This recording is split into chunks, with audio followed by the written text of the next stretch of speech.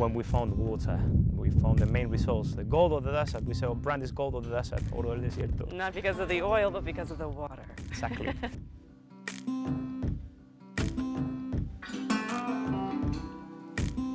We're surrounded by mountains, and you have sort of this bit of oasis. This geography that we're looking at is very unique to your grove here. It's an advantage to be here because we're next to the mountains. We're 600 meters over the level of the sea and surrounded by mountains. So it means our estate is isolated from any other farmers, which helps us to produce organic without any risk of contamination. We decided to make it organic production since the first day.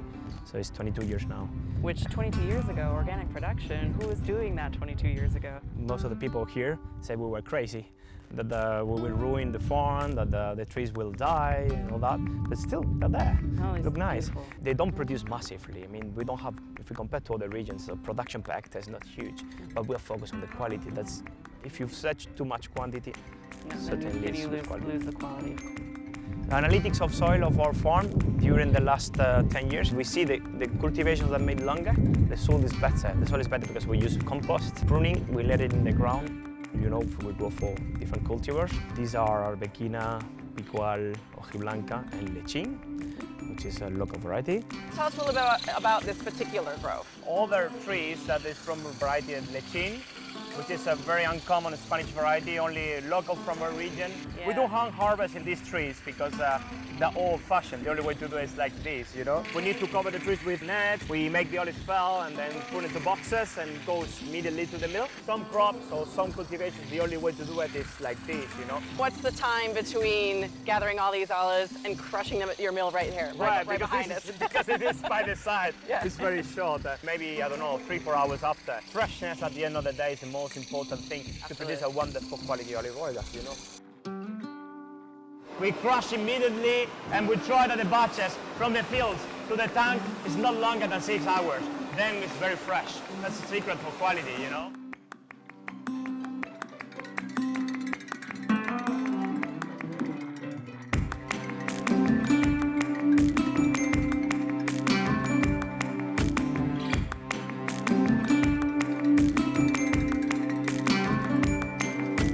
What olives are these? Lechín? This is Lechín. Ah, the This Lechín. is very nice olives.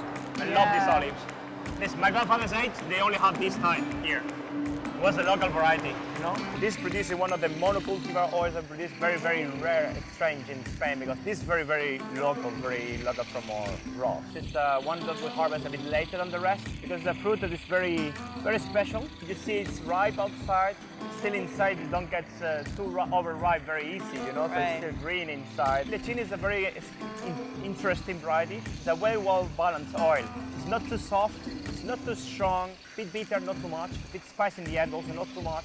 So it's a kind of something in between probably our Arbequina and our Picual. It's something in the middle. So it's a very well balanced oil, but very limited too. That's very unique though, that makes it really special. We have an irrigation system, especially not based on top, but down the soil to avoid evaporation because it's too much heat here. And most of our resources of water are coming from the wells, but also in our pool. We are taking from the mountains when it rains, it flows, and we are keeping it, try to save the resources. So this really, it just feels like we're kind of in a bowl, in a unique... This is like a small bowl, actually. So when we irrigate, part of the water stays. Part of the water goes to the trees, part of the water evaporates, unfortunately, and part of it goes again to the levels, you know?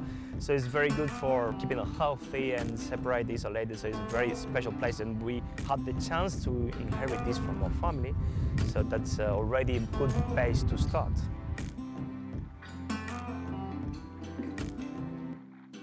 Our family has been involved in farming for 7 generations in the desert. Very unusual, farming in the desert.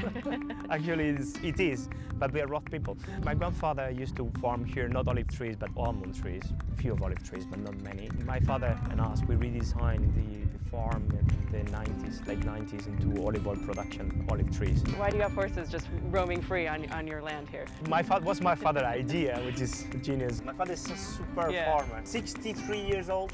He's always having new ideas, incredible. Incorporated the horse in the farm as a way to control the herbs. This is a desert. Competition for water is always there, so we try to keep the trees away from the weed without any herbicide because we are going organic. So the horses are wonderful at that because they eat the weed, they don't touch the trees, they don't like the olives, very selective.